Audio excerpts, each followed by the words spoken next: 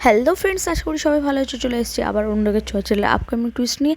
তো দেখো, operation theatre কিন্তু যথারীতি রূপা পৌঁছে গেছে। রূপার যে চোখের অপারেশনে হওয়ার কথা ছিল সেটাই কিন্তু এদিকে বাইরে কিন্তু দীপা খুবই টেনশন করছে এবং সে ঠাকুরের কাছে প্রার্থনা করছে যাতে রূপার চোখটা যথারীতি ঠিক হয়ে যায়, এবং সে খুবভাবে প্রার্থনা করছে। এদিকে রূপাও মনে বড় আশা নিয়ে অপারেশন থিয়েটারে শুয়ে আছে। যখন সে ভাবছে হ্যাঁ, সে আবার চোখে দেখতে পাবে এবং সে মাকে আবার দেখতে পাবে, কিন্তু এখানে কিন্তু মিশকার চক্রান্তের হাত থেকে আবার কেউ বাঁচতে পারে না। মিশকাও কিন্তু যথারীতি অপারেশন থিয়েটারে পৌঁছে যায় রূপার ক্ষতি করার জন্য। এখন আজকের পর্বে কিন্তু আমরা এটাই দেখতে চলেছি যে অপারেশন থিয়েটারে কিন্তু একটা বড় ধরনের ধামাকা হতে চলেছে।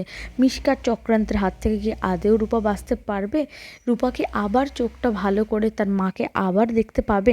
কিন্তু এখানে কিন্তু এখন কিন্তু এটাই দেখার পালা যে দীপার ভক্তি শ্রদ্ধা বা একটা মায়ের ভক্তি শ্রদ্ধা তার সন্তানের চোখের দৃষ্টিকে আবার ফিরিয়ে আনতে পারে, অথবা মা কালীর কৃপা যে কতটা প্রয়োজনীয়, এবং মা কালীর কৃপায় কিন্তু রূপা আবারও চোখে দেখতে পাবে, এটাই আমরা দেখতে পাবো।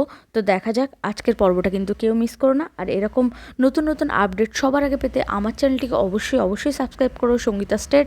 তো দেখা হচ্ছে পরের নতুন ভিডিওতে। ততক্ষণ সবাই ভালো থাকো, সুস্থ থাকো, এবং হ্যাঁ, অনুরাগের ছোঁয়া সিরিয়াল দেখতে মিস করো না। সঠিক টাইমে কিন্তু তোমরা সবাই দেখে নিও।